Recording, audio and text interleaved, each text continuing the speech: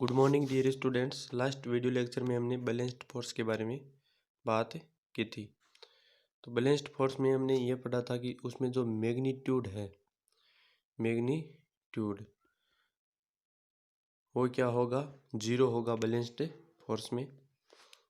Opposite direction में उसमें force लगेंगे। जैसे एग्जांपल हमने लिया था टग ऑफ वॉर का। टग ऑफ वॉर का लिया था तो उसमें दोनों साइड यानी बोथ साइड यदि फोर्स इक्वल है, टीम के द्वारा लगाई गई, दोनों टीम के लगाई गई फोर्स इक्वल है, तो वो रोप है वो मूव नहीं करेगी। तो वहाँ पर जो फोर्स का जो मैग्नीट्यूड है वो क्या होगा, जीरो होगा। आज हम बात करेंगे अनबैलेंस्ड फोर्स की और लॉ ऑफ मोशन की। तो अनबैलेंस्ड फोर्स में जो मैग्नीट्यूड है वो क्या नहीं होगा, जीरो नहीं होगा। Magnitude not zero. तो मैग्नीट्यूड जीरो नहीं होगा, उसको क्या बोलेंगे हम, अनबैलेंस्ड फोर्स बोलेंगे। मान लीजिए क्या है, ये ऑब्जेक्ट है, तो बॉक्स है, यहाँ पे फोर्स लग रहा है F1 और यहाँ से लग रहा है F2। तो इन दोनों फोर्स को हम ऐड करेंगे तो इनका जो रिजल्ट है, जो मैग्नीट्यूड है, वो क्या नहीं आएगा, जीरो नहीं आएगा। इसको बोलेंगे हम अनबैलेंस्ड फोर्स।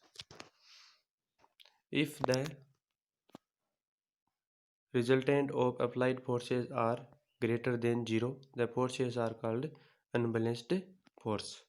यानी जो मैग्नीट्यूड है या रिजल्टेंट जो अप्लाइड फोर्स है वो greater than zero, greater than zero है तो वो क्या होगा, अनबैलेंस्ड फोर्स होगा।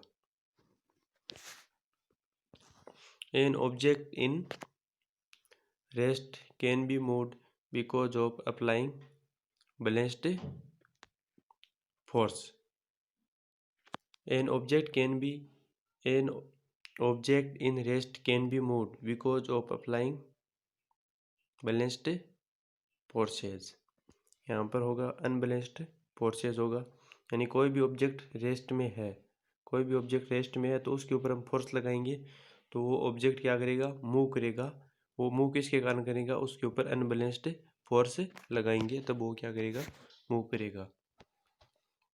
यदि बैलेंस्ड फोर्स लगाते तो उसका जो मैग्नीट्यूड है वो क्या होता है, जीरो होता है, तो वो मूव नहीं करता। तो यहाँ पे होगा unbalanced force. Unbalanced force can do the following. जो अनबैलेंस्ड फोर्स है ये फॉलोइंग सिचुएशन क्रिएट कर सकता है। मूव ए स्टेशनरी ऑब्जेक्ट, जो रेस्ट में ऑब्जेक्ट है उसको क्या कर सकता है, मूव करवा सकता है। Increase the speed of a moving object, जो रेस्ट में है ऑब्जेक्ट उसको तो मूविंग स्टेज में ला सकता है, और जो पहले से ही मूविंग स्टेज में है उसकी स्पीड को क्या कर सकता है, इंक्रीज कर सकता है unbalanced force. Decrease the speed of moving object, और यदि ये ऑपोजिट डायरेक्शन फोर्स लगाएंगे हम, जो ऑब्जेक्ट मूव कर रहा है उसके, तो उसकी स्पीड क्या हो जाएगी, डिक्रीज हो जाएगी। जैसे फ्रिक्शन फोर्स लगता है तो फ्रिक्शन फोर्स है ये स्पीड को क्या करता है, डिक्रीज करता है। स्टॉप ए मूविंग ऑब्जेक्ट, और जो मूविंग ऑब्जेक्ट है उसको क्या कर सकता है, स्टॉप कर सकता है। जैसे कार वगैरह में हम क्या लगाते हैं, व्हीकल में ब्रेक लगाते हैं, तो ये अपोजिट डायरेक्शन में लगता है टायरों में, और ऑब्जेक्ट क्या हो जाता है, स्टॉप हो जाता है। तो अनबैलेंस्ड फोर्स है, ऑब्जेक्ट को क्या कर सकता है, स्टॉप कर सकता है। Change the shape and size of an object, और अनबैलेंस्ड फोर्स है ये ऑब्जेक्ट की शेप और साइज को क्या कर सकता है, चेंज कर सकता है। नेक्स्ट हम बात करें लॉ ऑफ मोशन। तो लॉ ऑफ मोशन क्या है ये हम पढ़ेंगे। साइंटिस्ट है ये Galileo Galilei.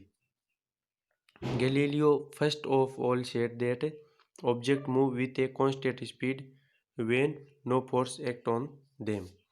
Galileo Galilei first scientist है जिन्होंने क्या बताया, ये बताया कि कोई भी ऑब्जेक्ट है, मान लीजिए कोई भी ऑब्जेक्ट है ये, उसके ऊपर हम क्या नहीं लगाएंगे, फोर्स नहीं लगाएंगे। कोई भी फोर्स उसके ऊपर एक्ट नहीं हो रहा है, कोई भी फोर्स नहीं लग रहा है, न तो उसके ऊपर नीचे वाला ये फ्रिक्शन फोर्स लग रहा है, और न हम फोर्स लगा रहे हैं, और न कोई एयर वगैरह एयर के द्वारा इसके ऊपर फोर्स लग रहा है।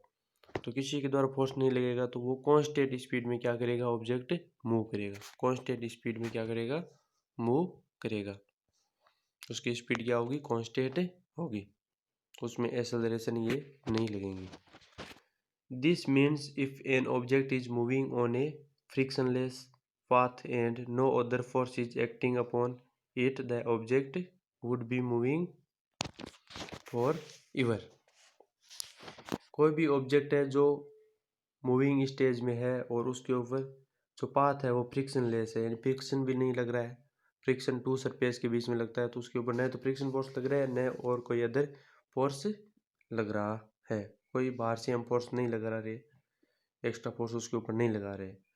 The object would be moving forever, तो ऑब्जेक्ट उसी टाइप से मूव करता रहेगा, उसी तरह से जैसे वो पहले क्या कर रहा है, मूव कर रहा है, यानी मूविंग स्टेज में रहेगा वो फॉरएवर, जैसे पहले वाली कंडीशन में वो बना रहेगा।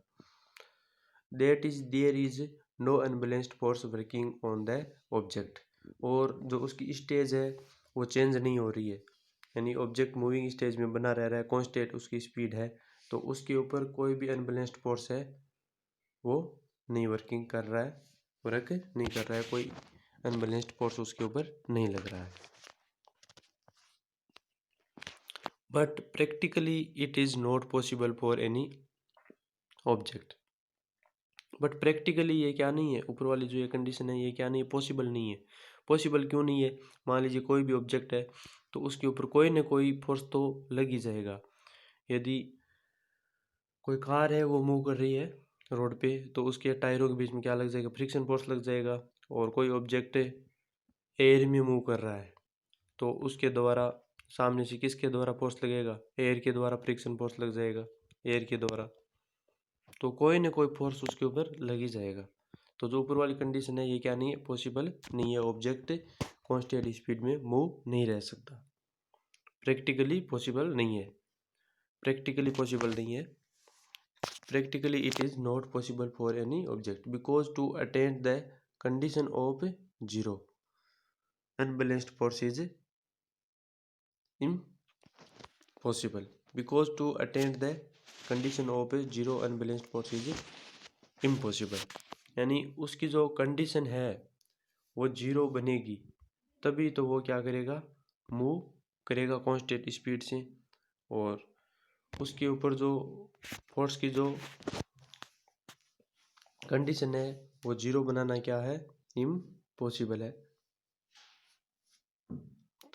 तब वो कांस्टेंट स्पीड में क्या नहीं करेगा, मूव नहीं करेगा, या तो इसको स्पीड उसकी इंक्रीज हो जाएगी या डिक्रीज हो जाएगी या स्टॉप हो जाएगी, क्योंकि कोई ना कोई उसके ऊपर फोर्स लग जाएगा, अनबैलेंस्ड फोर्स उसके ऊपर एक्ट हो जाएगा।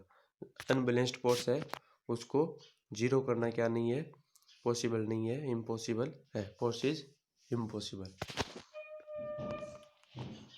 Force of friction, force of air and many other forces are always acting upon an object, और इसका रीज़न क्या है, अनबैलेंस्ड फोर्स को हम जीरो क्यों नहीं कर सकते, कोई ऑब्जेक्ट है उसकी स्पीड को कांस्टेंट क्यों नहीं कर सकते, क्योंकि उसके ऊपर ऑब्जेक्ट के ऊपर या तो फ्रिक्शन फोर्स लग रहेगा या एयर के द्वारा फोर्स लग जाएगा या और जो मैनी अदर फोर्सेज है वो उसके ऊपर एक्ट हो जाएंगी। नेक्स्ट हम बात करें न्यूटन्स लॉ ऑफ मोशन। तो ये ऊपर जो हमने पढ़ा है लॉ ऑफ मोशन पढ़ा है, जिसमें हमने ये पढ़ा कि यदि किसी के ऊपर कोई फोर्स नहीं लग रहा है किसी ऑब्जेक्ट के ऊपर तो वो कांस्टेंट स्पीड में क्या करेगा, मूव करेगा, ये बताया था गैलीलियो गैलीली ने। बट ये प्रैक्टिकली रूप से क्या नहीं है, पॉसिबल नहीं है। ये तो हो गया लॉ ऑफ मोशन। अब हम बात करें न्यूटन्स लॉ ऑफ मोशन। तो न्यूटन्स लॉ ऑफ मोशन है जो किसके द्वारा दिए गए थे, लॉ ऑफ मोशन न्यूटन के द्वारा दिए गए थे। और न्यूटन के द्वारा लॉ ऑफ मोशन कितने दिए गए थे, 3 लॉ दिए गए थे न्यूटन के, जो हम 1 बाई 1 पढ़ेंगे, और इस चैप्टर में यही है, न्यूटन्स लॉ ऑफ मोशन ही है और कुछ नहीं है। Newton's study the idea of Galileo and gave the 3 law of motion. जो न्यूटन है इसने जो गैलीलियो ने जो आइडिया दिए थे उन आइडिया का क्या किया, स्टडी किया, और स्टडी करके और अपने क्या दिए, 3 लॉ दिए, जिनको हम किस नाम से जानते हैं या जो बुक्स में है वो है न्यूटन्स लॉ ऑफ मोशन, जो 3 लॉ है किसके, मोशन के। These law are known as Newton's law of motion. जो 3 लॉ है मोशन के उस उनको हम किस नाम से जानते हैं, इनको जानते हैं हम न्यूटन्स लॉ ऑफ मोशन, जो 3 लॉ है, फर्स्ट लॉ, सेकेंड लॉ और थर्ड लॉ। तो इनको वन बाय हम पढ़ेंगे कि फर्स्ट लॉ कौन सा है, सेकंड कौन सा है और थर्ड कौन सा है। ये तुम्हें लर्न करना होगा। Thank you.